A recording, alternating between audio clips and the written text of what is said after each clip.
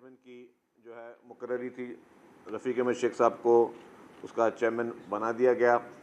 तो सिंध हुकूमत यही चाह रही है कि जी ज़्यादा से ज़्यादा हम अपने पैरों पे खड़े हों और लोगों के मसाइल जो हमें हर बार कभी फेडरल गवर्नमेंट की तरफ देखना पड़ता है, दूसरे इशूज़ में देखना पड़ता है, तो हम कोशिश करें कि अपने तमाम जितनी हमारी इकाइयाँ हैं उनको अपने पैरों पे इतना मजबूत करें कि हम खुद कफ़ील होके अपने लोगों की ज़्यादा से ज़्यादा खिदमत कर सकें। उसके अलावा जिस तरीके से हमारे पास विमेन एग्रीकल्चर वर्कर्स के लिए 2026 के लिए जो लेबर डिपार्टमेंट एक स्कीम लेके आ रहा है, मैं समझता हूँ कि ये बहुत ही इम्पॉर्टेंट और बहुत ही अहम और ये इनकलाबी कदम है। क्योंकि अगर आपको पता हो कि जितने भी फार्मर्स हैं उसमें ख़वातीन की बहुत बड़ी तादाद मौजूद है। बहुत बड़ी तादाद में ख़वातीन जो हैं वो फार्मर्स हैं जो किसान का काम करती हैं। तो उनके लिए जिस तरीके से उनका पूरा डेटा बनाया जा रहा है और उनको फ़ायदा पहुंचाने के लिए टारगेटेड, ताकि जी वो लोग जो कि ज़रूरतमंद हैं उनकी मदद के लिए किसान के लिए जो की जा रही है, मैं समझता हूँ कि तारीख़ में इस तरह की मिसालें बहुत कम मिलती हैं कि आप मज़दूरों के लिए और किसानों के लिए इस तरह के प्रोजेक्ट्स लेके आए हैं। वो भी वो लोग जो बेचारे बहुत मतलब रिमोट एरियाज़ में बसते हैं, उनका आप सोचें और उनके लिए इस तरह की स्कीम लेके आए। इसमें लेबर डिपार्टमेंट ने बहुत अच्छा काम किया है और उस पर जो है कैबिनेट ने एक छोटी कमेटी भी बनाई है जो कि जल्दी ही जो है वो इसको अपने सिफारिशात जो मुरतब देगी और जल्दी ये प्रोजेक्ट जो है प्रोग्राम उन गरीब किसान ख़वातीन के लिए जो है शुरू कर दिया जाएगा। फिर कारोबारी रजिस्ट्रेशन में डिजिटल इस्लाहात के आप कोई भी कारोबार शुरू करना चाहें, एस बॉस के नाम से जो स्कीम एक सिंध हुकूमत ने शुरू की है, उसमें 16 महकमों के लिए ई लाइसेंसिंग पोर्टल जो है वो शुरू किया है। कोई भी आपने कारोबार शुरू करना है तो 16 महकमे ऐसे होंगे जो इमीडिएटली आपको रेस्पॉन्स देंगे और आपको 10 दिन के अंदर आपको आपका लाइसेंस मिल जाएगा। वैसे आप पहले एक दफ्तर जाते हैं अपने कारोबार शुरू करने के लिए, दूसरा दफ्तर जाते हैं, तीसरे दफ्तर जाते हैं, लेकिन फिर आपको कहते हैं कि वो धक्के खाने पड़ते हैं सरकारी बिल्डिंगों में। अब आपका ऑनलाइन सारा काम हो जाएगा और ऑनलाइन 10 दिन के अंदर आपको जो है आप जो भी कारोबार नया शुरू करना चाहते हैं, खासतौर पर नौजवानों के लिए चाह रहे हैं कि नौजवान जो नस्ल जो आगे बढ़ के काम करना चाह रही है उनको ये इससे फ़ायदा हो सके। इसके अलावा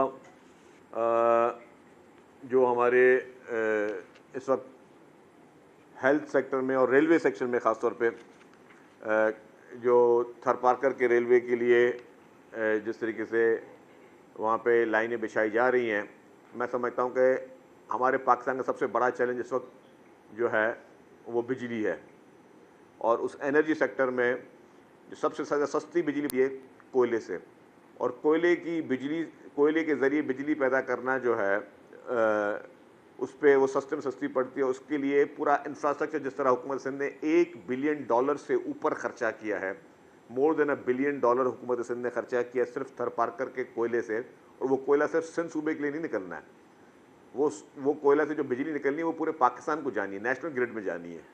तो आप ये हिसाब लगाएं कि जो लोग हमेशा तनकीद करते रहते हैं हुकूमत सिंध पे, और बहुत आसान है, क्या किया है सबने, एक सॉफ्ट कॉर्नर पकड़ लिया कराची को टारगेट करके, और आप हमेशा सिंध हुकूमत पे आप हार्ड हिटिंग शुरू कर लें। हालांकि कराची के अपने मसाइल हैं और मैंने कहा कि कराची उन मसाइल के बावजूद जो है एक बहुत ही बड़े उस अपने चैलेंजेस से गुज़रता है डे टू डे बेसिस पे, क्योंकि रोज़ाना की बुनियाद पर यहाँ पे पूरे पाकिस्तान से लोग आते हैं अपने रोज़गार के लिए।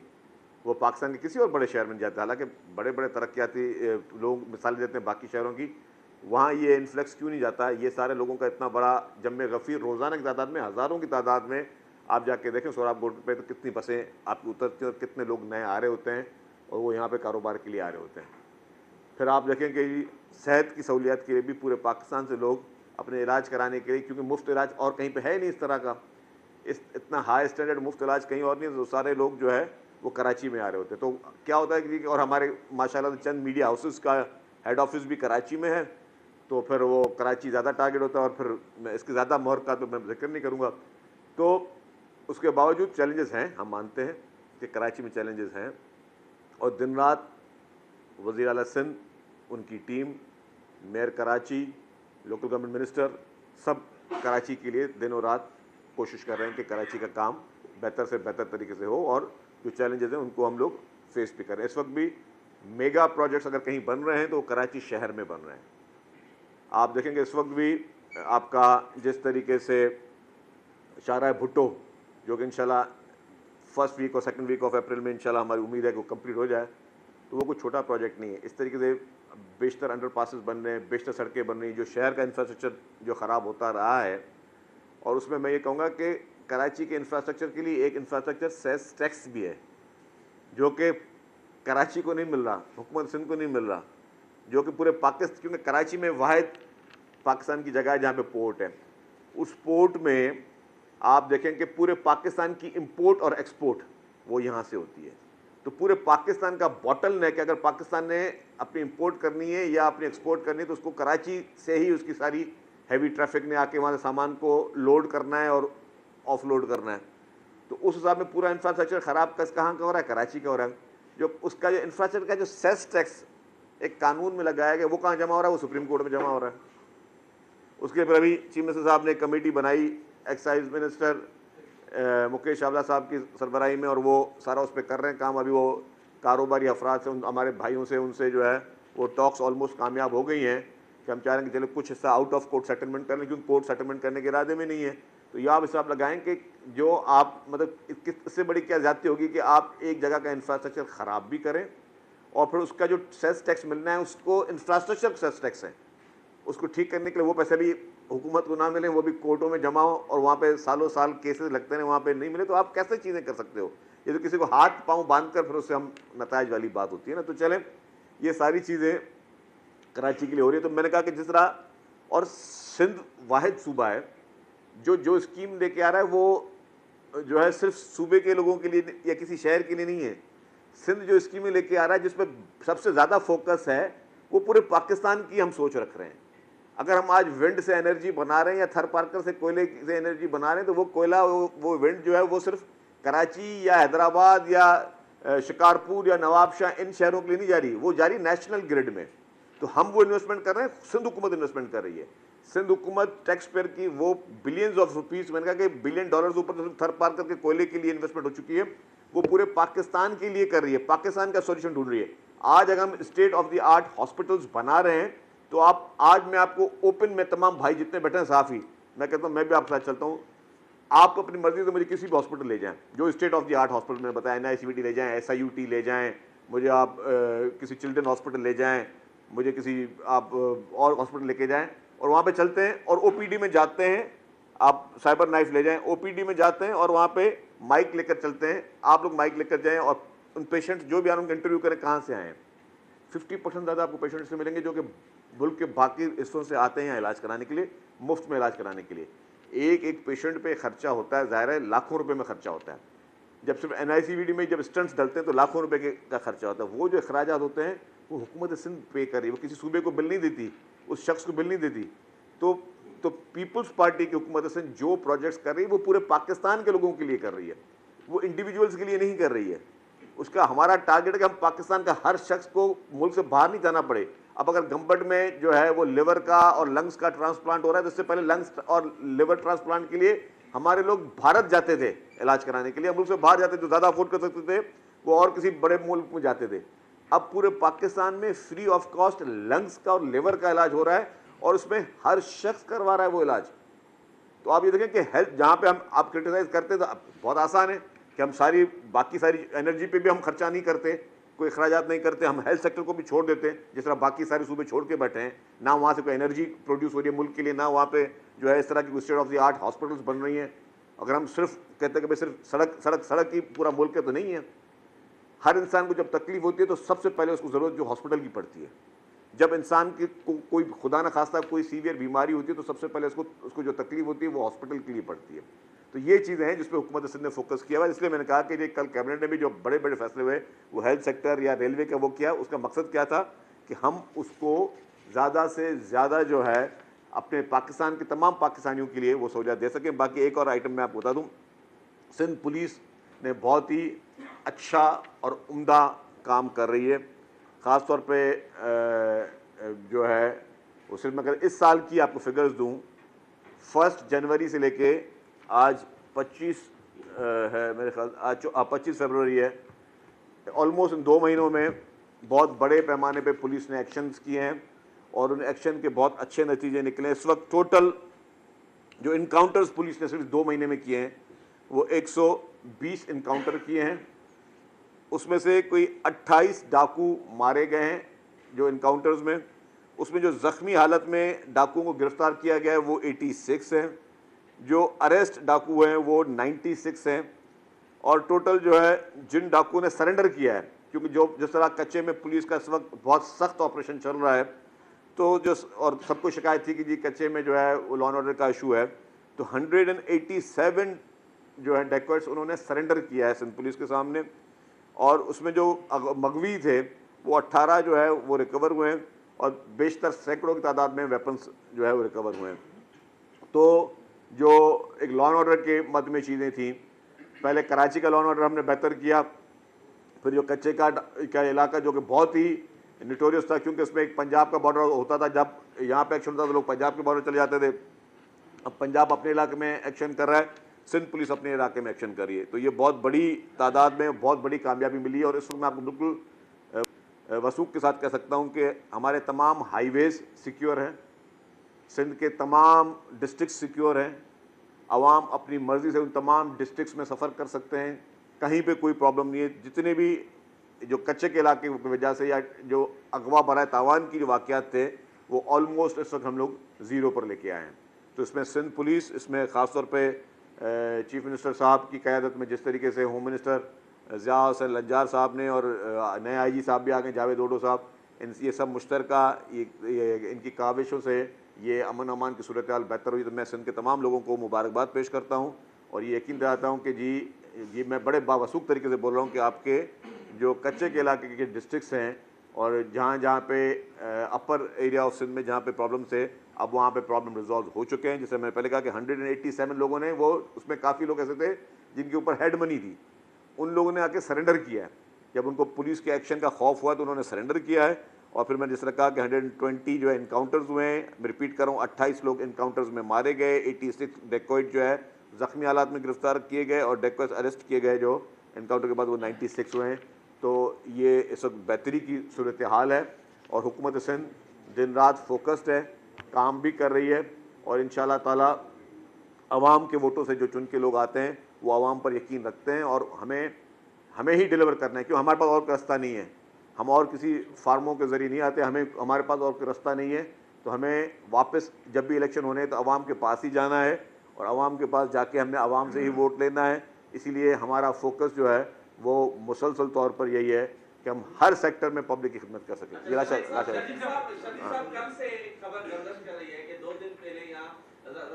आए थे, बिलाल साहब भी आए थे और जरदारी साहब जो है वो सिंध हुकूमत पे नाराज हुए हैं कि कराची में कोई काम नहीं हो रहा, 3 महीनों का कोई अल्टीमेटम दिया है और मोहसिन नकवी साहब को भी कमेटी में शामिल करने के लिए कहा गया।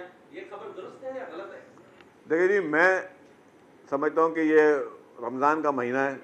रमज़ान के महीने में आप जब चाट खाते हैं तो उसके ऊपर क्या लगाते हैं, मसाला लगाते हैं। तो ये चाट मसाले वाली खबर, इसका कोई दूर दूर तक हकीकत से कोई ताल्लुक नहीं है। लोग सुन लीजिए, कोई हकीकत से ताल्लुक नहीं है। जरदारी साहब प्रेसिडेंट साहब हैं, हमारे सबके बड़े हैं, वो ज़ाहिर बड़े डांट भी किसी को दे सकते हैं, लेकिन अभी तक ऐसी कोई बात नहीं हुई है और ना ही इस तरह की कोई सिचुएशन हुई है। उनको जब पता है, जैसे ब्रीफिंग लेते हैं, ब्रीफिंग प्रेसिडेंट आसिफ अली जरदारी साहब भी लेते हैं, चेयरमैन बिलावल भुट्टो जरदारी साहब भी लेते हैं, मोहतरमा फरियाल तारपुर साहिबा भी तमाम महकमों से और देते हैं कि जी आप अच्छी चीज़ें करें, वो उनकी ताकीदें आती हैं। तो उस पर सारे वुज़रा, जितने भी वुज़रा हैं और मेयर साहबान हैं, वो ऑलरेडी सब उस पर काम करते हैं। ज़रा डे टू डे लजान होता है। जो चैलेंजेस कराची को, मैंने इतने सारे चैलेंज बता दिए, वो प्रेसिडेंट साहब को भी पता है कि कराची के चैलेंजेस क्या हैं, वो चेयरमैन साहब को पता है, सबको पता है। ऐसा नहीं हो रहा कि जी कि किसी चीज़ में कोई जानबूझ के काम नहीं कर रहा। लेट्स सपोज आप बताएं कि आप देखिए चीफ मिनिस्टर साहब रोज़ाना मीटिंग कर रहे हैं, कल भी वो विजिट करने गए थे, जहाँ पे किसी प्रोजेक्ट में कोई टेक्निकल वजह से कोई सुस्त रवि है तो वहाँ पे वो अपनी इंस्ट्रक्शन दे के आते हैं, वो डिसीजन लेते हैं। हम बीच में रेड लाइन में फंसे हुए थे, बहुत बुरे तरीके से फंसे हुए थे और टेक्निकल रीजंस थे, वो कोई ह्यूमन एरर नहीं था। ट्रांसपोर्ट महकमे की या किसी भी सिंध हुकूमत के महकमे की कोई बदनीयती नहीं थी।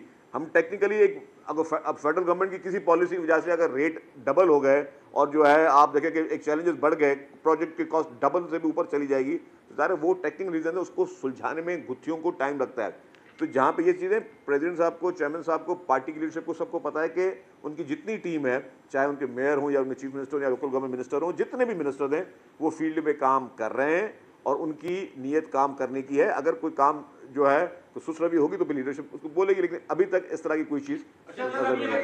काबीना इजलास के हवाले से कल जो है एक बड़ा अहम अच्छा फैसला भी जो है वो नजर आया, जिसका शायद आपने जिक्र नहीं किया।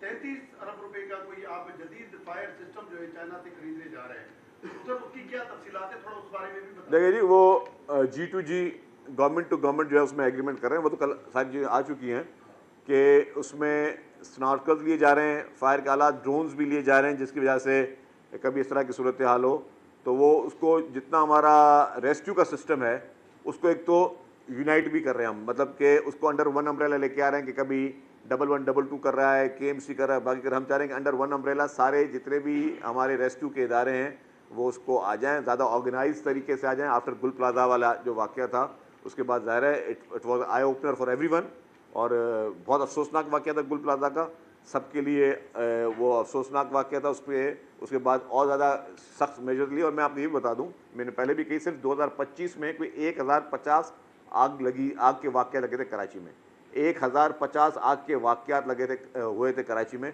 वो आग के वाक़यात किसने बुझाए थे? वो इसी हमारी रेस्क्यू 1112 की टीम ने और KMC की फायर ब्रिगेड ने बुझाए थे। तो एक वाक़ये में ज़्यादा जहाँ होगी तो होगी जी। साहब ये बताएं कि आपने लॉ एंड ऑर्डर का बताया, कराची के शहरियों को सबसे बड़ा मसला इस वक्त टूटी हुई सड़कें हैं, स्ट्रीट लाइटों का ना जलना है और जो रिहेबिलिटेशन का काम है, गटर के ढक्कन ना होना, उस पर हम 2-3 महीने से सुन रहे थे कि 5 अरब रुपए रखे जा रहे हैं, 8 अरब रुपए रखे जा रहे हैं। कल फाइनली कैबिनेट ने भी उसकी अप्रूवल दे दी। आपने बताया ऑन ग्राउंड काम कब शुरू होगा, कब ये रोडें बन सकेंगी? देखिए, काम चल रहा है। असल में चैलेंज एक नहीं है ना, कराची, हमें अफसोस के बाद जब लोग कंपैरिजन करते हैं कराची को बाकी शहरों से करते हैं, बाकी शहरों की आबादी कितनी है, कराची की आबादी कितनी है? अच्छा देखिए, कराची की आबादी जो सेंसस ने डिक्लेयर की वो हम समझते हैं कि वो भी कम की, वो उन्होंने 2 करोड़ के करीब लेके आए।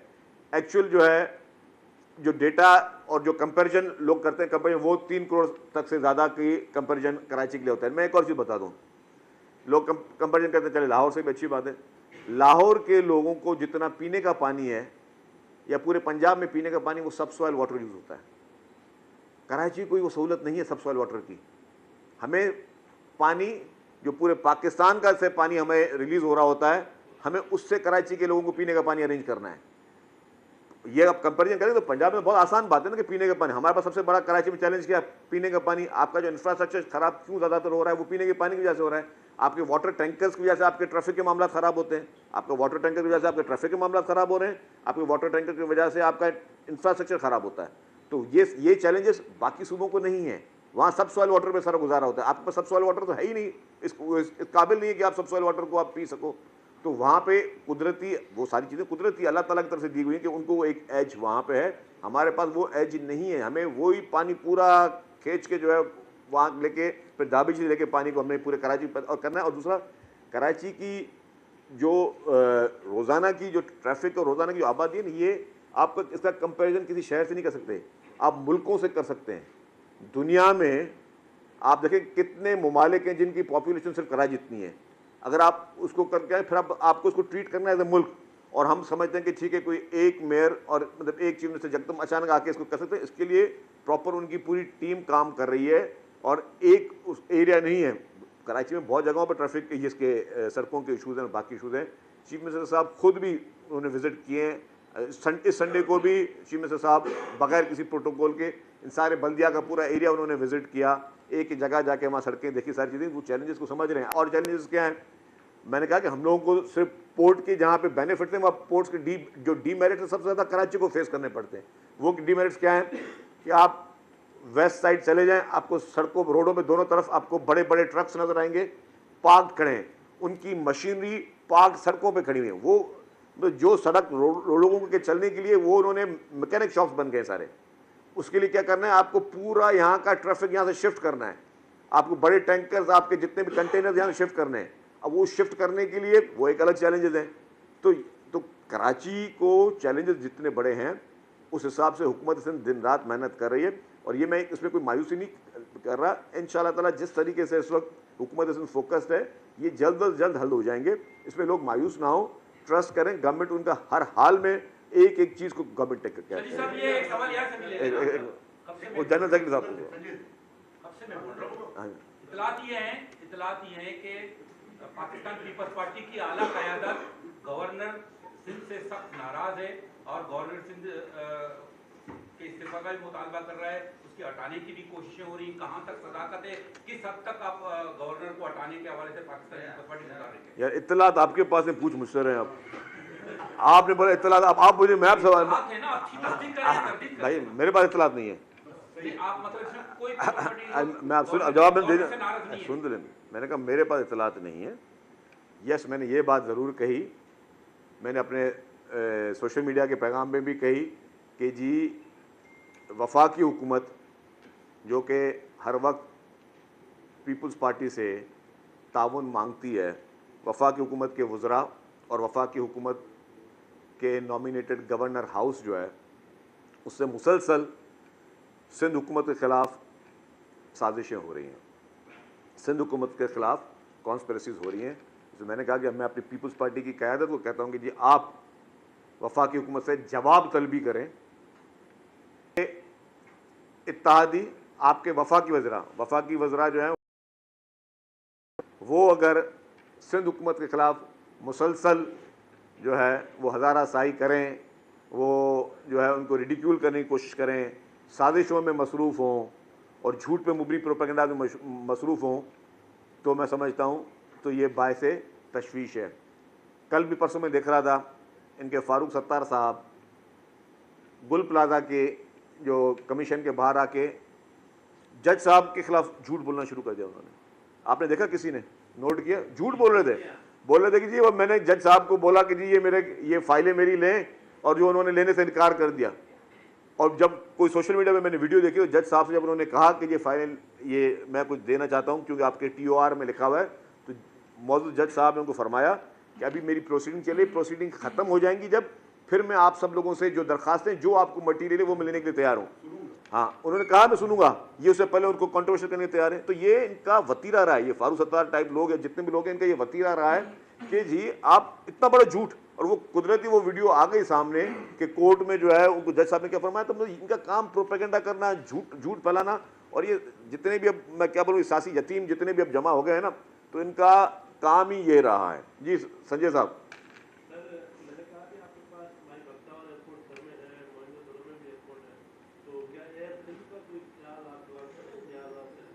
अभी तक जैसा कोई इरादा नहीं। हालांकि सिंध हुकूमत जो है वो पाकिस्तान की वाहिद हुकूमत है, सूबाई हुकूमत, जिसने एयरपोर्ट बनाया।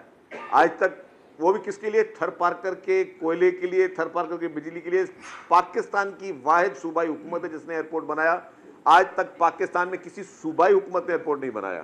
शकील साहब ये बताइएगा कि काजी साहब को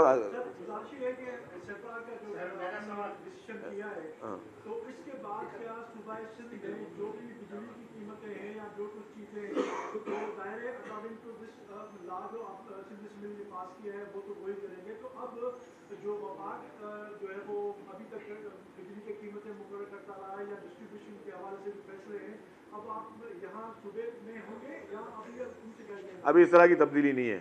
शकील साहब ये बताएं कि जैसे कि आपने पुलिस फोर्स का जिक्र किया, क्या कोई सियासी जमात भी अपना कोई फोर्स बना सकती है क्या? क्योंकि अभी इतलात आ रही है, आज हेडलाइन में थी कि PTI ने खान साहब की आज़ादी के लिए आज़ादी फोर्स तश्कील दे दिया है, और उसमें हजारों, उनका कहना है कि उस फोर्स में लोग शामिल हैं जो कि फोर्स की सूरत में इस्लामाबाद आएंगे। तो क्या सियासी जमात फोर्स बनाकर हमला कर सकती है? आपके जो गर्म जोशी सवाल से आप एक्सपेक्ट करें कि गर्म जोशी जवाब वो नहीं मिलेगा। वो वफाकी हुकूमत जो है वो उनकी TOR जो है वो देखेगी कि क्या सियासी जमात कोई फोर्स बना सकती है कि नहीं बना सकती। मेरी गुजारिश ये है, आपने अभी खुद ही कहा कि वफाकी वज़रा और गवर्नर यहाँ सिंध में बैठकर सिंध के खिलाफ साजिशें कर रहे हैं, दोबारा आपने बोला असेंबली में ये बात की, हैरतनाक बात ये लग रही कि आप वफाकी कोर्ट में कादी हैं। क्या इस मामले पे आप अभी तक इतने दिन गुजर गए वज़ीर आज़म से या वफाक से कोई बात नहीं की तो उनको रोका जाए या उनको शटअप डाल दी जाए? क्या इस तरह रोक सकते? जमाली साहब, आपको पता नहीं हम वफाकी हुकूमत के इत्तेहादी नहीं है, हम वफाकी हुकूमत के इत्तेहादी नहीं है। We are not their coalition partners. हम सिर्फ जो है कि ये जमहूरी निज़ाम चले, पार्लिमानी निज़ाम चले, इसलिए हम हुकूमत को सपोर्ट कर रहे हैं। हम we are not their coalition partners. Thank you very much, बहुत बहुत शुक्रिया। अच्छा, लास्ट क्वेश्चन जी। साहब, आपने वफा की बात की। आज से 7-8 साल पहले आपके 8 अरब रुपए FDR ने काटे कि भाई दान अखबार में खबर है कि आपके पास 30 लाख गाड़ियाँ रजिस्टर हो गई। हुकूमत से मैंने FIR दर्ज कराई कि ये बंद हुई, कुछ नहीं हुआ। अभी कोई 3 या 4 महीने पहले सेसी से 18 करोड़ रुपए बगैर किसी कहे हुए FDR को दे दिए गए। 4-5 दिन पहले फिर FDR की टीम ने आके सेसी से 10 करोड़ रुपए बैंक से ले गए और वो फेडरल टैक्स मुतसिब के पास गए। तो जब सिंध के एक तो पैसे नहीं देते, एनएफसी वाले, दूसरा सिंध की इतनी बड़ी कटौती हो रही है, तो सिंध हुकूमत इस मामले में वफाक हुकूमत से कोई लिखा पड़ी है कोई? जी बिल्कुल करती है। चीफ मिनिस्टर साहब टाइम बाय टाइम लिखते रहते हैं फेडरल गवर्नमेंट को, और अभी भी हर इशू पे लिखा है। अभी हमने रिसेंटली 2 दिन पहले मैंने एक मुद्दा उठाया कि जी हमारी बसेस के एस्पेक्ट्स भी सेम है। हमसे बोले 18% और 1% वही बसेस पंजाब के लिए है, तो उसको बोलते हैं 1%। तो हमारे वो जो चीज़ें चल रही हैं, अगर हम उम्मीद करते हैं कि ये सारे इंसाफ के तकाजे पूरे होंगे। आप लोगों का बहुत बहुत शुक्रिया। गवर्नर हाउस से सिंध हुकूमत के खिलाफ साजिश हो रही है। कराची को बिला वजह निशाना बनाया जाता है। सबसे ज़्यादा मेगा प्रोजेक्ट्स कराची में बनाए जाते हैं। वज़ीर इत्तलात सिंध शर्जील मेमन की जानिब से अहम न्यूज़ कॉन्फ्रेंस की जा रही थी। उन्होंने कहा कि वफाकी हुकूमत देखेगी सियासी जमात रिहाई के हवाले से क्या हिकमत अमली